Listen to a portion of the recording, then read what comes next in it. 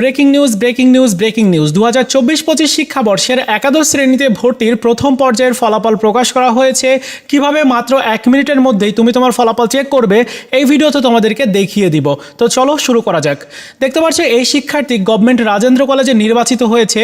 তো ফলাফল দেখার জন্য কি করতে হবে? ফলাফল দেখার জন্য তোমাকে এক্সআই ক্লাস অ্যাডমিশনের ওয়েবসাইটটিতে আসতে হবে। এই ওয়েবসাইটের লিঙ্ক অ্যাড্রেসটা আমি এই ভিডিওর প্রথম কমেন্টসে দিয়ে রাখবো। ওয়েবসাইটে এসে লগ ইন যে অপশনটা দেখতে পাচ্ছ এইখানটাতে ক্লিক করে দিবে। এখানে ক্লিক করলে কিছুক্ষণ লোডিং নিতে পারে, যেহেতু সার্ভারে একটু সমস্যা রয়েছে। তোমাদের মতো আরও অনেক শিক্ষার্থী এসে ফলাফল দেখতে চাইবে, তোমাকে বারবার ট্রাই করতে হবে, অপেক্ষা করতে হবে। যাই হোক, এখানে এডু আইডি পাসওয়ার্ড দিতে হবে, যেটা তোমার ফোন নাম্বারে পাঠানো হয়েছিল, যে SMS এর মাধ্যমে পাঠানো হয়েছিল, এটা দিতে হবে। তো এডু আইডি এবং পাসওয়ার্ড দেওয়ার পরে এবার লগ ইন অপশনে ক্লিক করে দিতে হবে। আমি তা করে দিচ্ছি। এবার কিছুক্ষণের মধ্যেই তোমার ব্যক্তিগত তথ্যগুলো তুমি এখানে দেখতে পারবে এবং এই বাম সাইডে দেখতে পাচ্ছ অনেকগুলো অপশন রয়েছে। এখান থেকে নির্বাচন যে অপশনটা রয়েছে, এই নির্বাচন অপশনের উপরে ক্লিক করে দিতে হবে ফলাফল দেখার জন্য।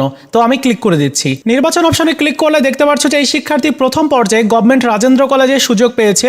এখানে ভার্সন দেখা যাচ্ছে, বিভাগ দেখা যাচ্ছে, তারপর কোটা, তারপর রয়েছে হচ্ছে নিশ্চয়নের শেষ তারিখ 29/6/2024 তারিখ রাত 8টা পর্যন্ত নিশ্চয়ন করা যাবে।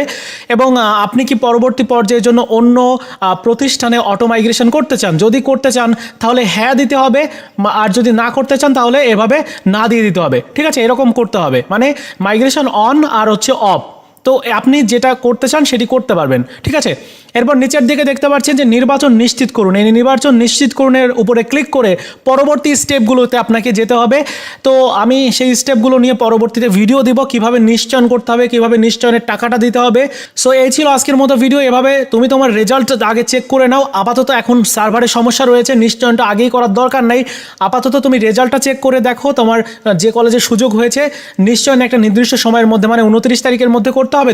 তো কিভাবে করতে হবে আমি ভিডিও দিব, সেই ভিডিওটি দেখে তুমি করে নিতে পারবে। এই ছিল আজকের মতো ভিডিও। দেখা হচ্ছে নতুন ভিডিওতে। ভালো থাকো সবাই, ধন্যবাদ।